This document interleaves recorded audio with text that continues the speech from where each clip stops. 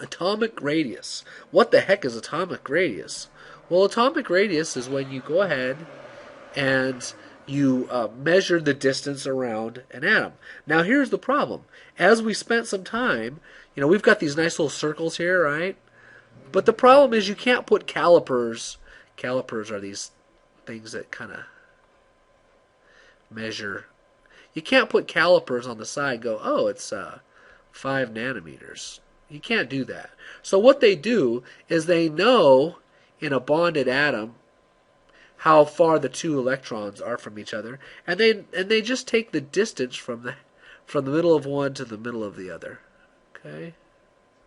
So that's how they get the atomic radius. Now, can you predict the trend? Look at the picture. It might help you out. Look what's going on. Remember, this right here, this is period 2, and this is period 3, right? As we go across, what happens? Looks like the atom's shrinking, right? And as we go down, look what happens. It looks like the atom is growing. So why is that? Well, as I go across, what's occurring as I go across? Okay, the number of positive charges is bigger. All right? And so you've got a greater attractive force.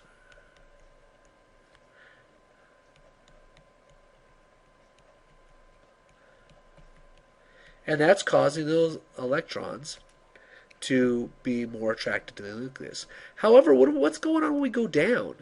You might go, well, yeah, I'm getting more more protons, but what's going on?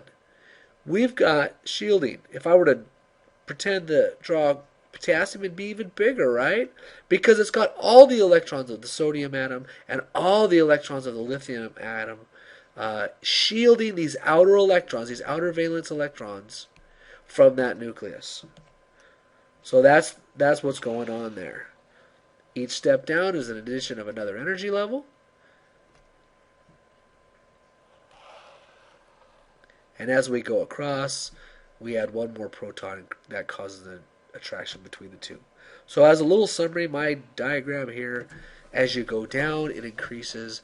As you go across, it decreases. Right? Moving on to the next one. You're going to see a very similar explanation, right? Electronegativity. What in the world? Well, we've kind of talked about this before.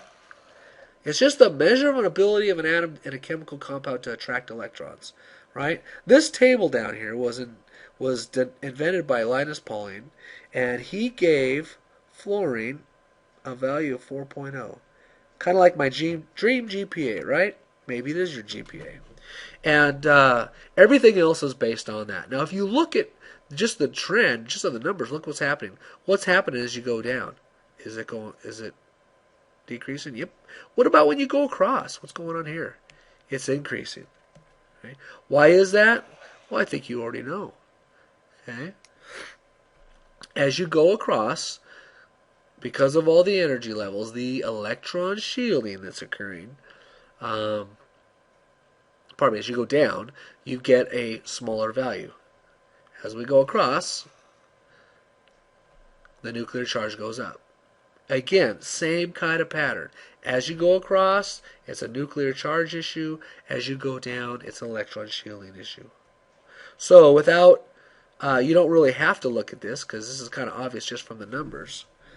You can see it increases as you go down, or it decreases as you go down, increases as it goes across. Probably this is one of the easiest ones for me to remember because I just remembered that fluorine's the king with 4.0. So you could just kind of predict from wherever you are, knowing that fluorine is in the top right-hand corner. All right? Okay, now that your brain is completely mush, let's do a couple more real quick. Ionic size. Now, ionic size is very similar to atomic radius, except that an ion, metals, okay, metals lose electrons. Nonmetals,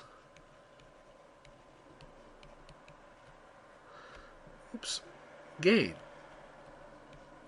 Okay, and our nonmetal section is this section right here. Okay. So if you look at a sodium, if it loses an electron, it should make sense to you that it's going to get smaller. And if chlorine gains an electron, again, why would it get a little bit bigger? Well, it's with negative charges. Imagine all the negative charges. And then you go ahead and add another one, right? Well, that's going to cause some repulsion. So that's why that trend is what it is. Okay? Moving on. Finishing up. Electron affinity. Whoa, what the heck is this? Well, this is just that in an atom might have a high affinity for electrons. As you can imagine, those atoms over here, don't worry about that hydrogen there. Okay, those atoms right there, I don't even know why I got hydrogen in there. The halogens, right? They have P5, but we know they want to be P6, right? So they want an electron. So they have a high electron affinity. However, these guys over here all have 1s electron. Okay? And so those have a low electron affinity. So as you go across, it increases. In other words, they want electron. And as you go up, it increases. Right? Why does it go up? What's so special about when it goes up and increases? And I pulled this picture out of a book.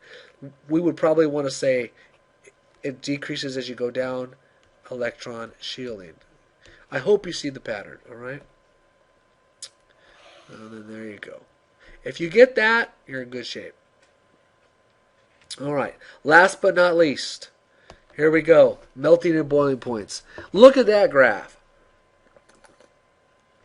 The melting point's in blue, the boiling point's in purple, and that shows you what's going on there. It's hard to read what's going on, okay? This atomic number, as you can see, as the atomic number increases, it looks like it goes up, right? But then it drops down. And then it looks like it goes up and it drops down. Now, why in the world is this trend the way it is? Well, it turns out that when the d and p orbitals are half full, the melting point and boiling point are at their peak. All right? So what that means, if I were to look on a periodic table, okay, where would the p orbitals be half full? We would be talking about right here. Right? The 3 p orbitals would be half full. Right? When would the 3 d orbitals be half full? 1, 2, 3, 4. Right here. Right? So what's going on is that as you go this way to where it's half full, the melting point increases. But now as you go this way, the melting point decreases. And then right over here it starts going up. Now I know this is a lot. This is what I really want you to get from this. Okay? I want you to understand that this is what's going on. At that half full point, the orbitals. We know orbitals. We can draw orbitals. We can do electron configuration. When they're half full, that's when they are at their peak. Okay? Now, I know your brain's swimming. I know this is a lot of stuff.